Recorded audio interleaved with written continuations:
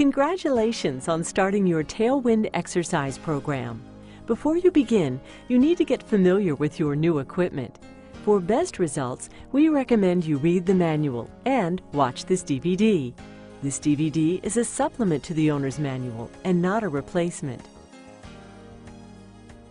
The Tailwind unit consists of 2 arm pods with clamps to hold the Tailwind securely to the tabletop, 2 adjustable resistance-free tracks, 1 padded chest guard to support good posture, 2 stoppers with counters to keep track of your repetitions, and 2 black T-shaped handles. Included with the Tailwind unit are 1 hand strap, a metronome to provide the rhythmic sound, 2 AAA batteries for the metronome, the owner's manual, and a warranty card. You may want to set up your Tailwind right where you plan to use it. Here are some things to consider in choosing a good location.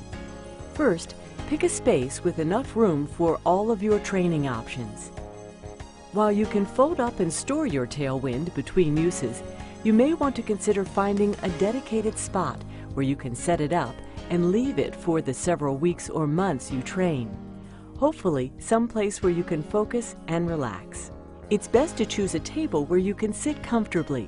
You'll need a sturdy flat surface, such as a desk or a kitchen or dining table. Be sure the table has a straight edge, not curved or circular, and the edge is not more than 2 1/4 inches thick. Choosing the right chair is also important. You want a stable 4-legged chair, one that doesn't rock, roll, or swivel. For ease of movement, an armless chair is preferable. The chair also needs to have a back to support good posture, so no benches.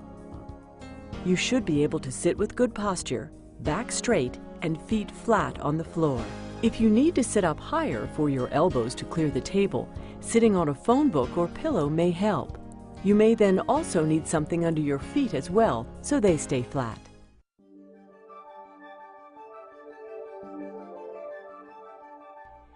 Now that you've identified a good location and the proper type of table and chair, it's time to set up your Tailwind.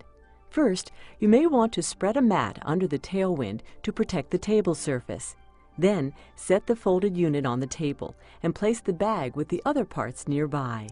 Lay the unit down on the table so that you can access the edge clamps on the bottom of each arm pod. Using the black-handled screws, loosen the clamps wide enough to fit around your table edge. Now, lift up the folded unit and slide the pods onto the edge of the table. Secure your Tailwind unit by tightening the clamps firmly to your table.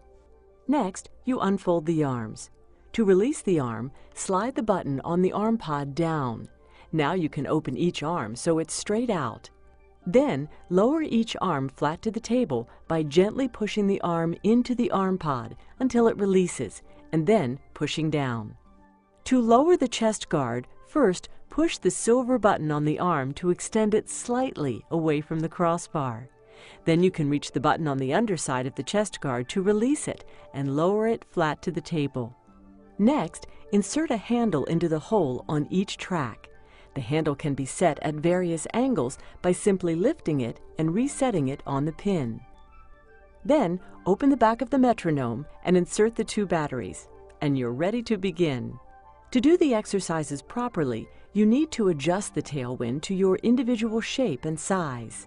First, sit in your chair to see if the width of the arms line up with the width of your shoulders. If they need to be adjusted, unscrew one of the arm pods so it's loose from the table edge. Then, pull open the blue latches on the bottom of the arm pods and slide the pods closer or farther apart on the crossbar. When you have the right width, close the blue latches to lock them in place and retighten the arm pod to the table edge. Sitting up straight, adjust the angle and length of the chest guard. By loosening the blue handle on the chest support bar, you can move the chest guard higher or lower. For training, you want the chest guard to rest against the upper part of your chest, but well below your neck. Next, press the button and slide the support closer or farther away, so that when you're sitting up straight, you can rest lightly against the chest guard without leaning forward. Next, set the stoppers. First, loosen the black screws on the outside of the stoppers and slide them to the end of the track out of the way. Then, grasp the handles and reach forward as far as you can.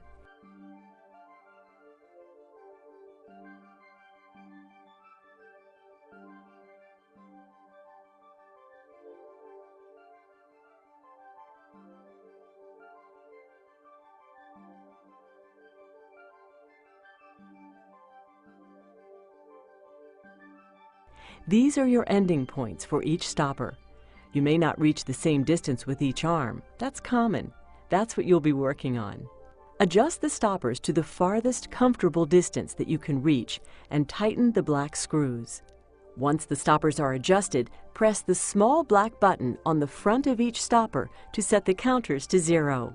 If you find you have trouble maintaining your grip on the affected side, the Tailwind includes a hand strap to reinforce your grip. Place your hand on the handle and using a figure-8 pattern, wrap the hand to the handle using the minimum amount of tension needed for you to maintain your grip. Be careful the wrapping isn't too tight. You may want to unwrap that hand during rest periods. Ultimately, you want to work towards being able to maintain your grip without the help of the strap. The arm movements you perform in your training will be done to the beat of the metronome that was included with your Tailwind.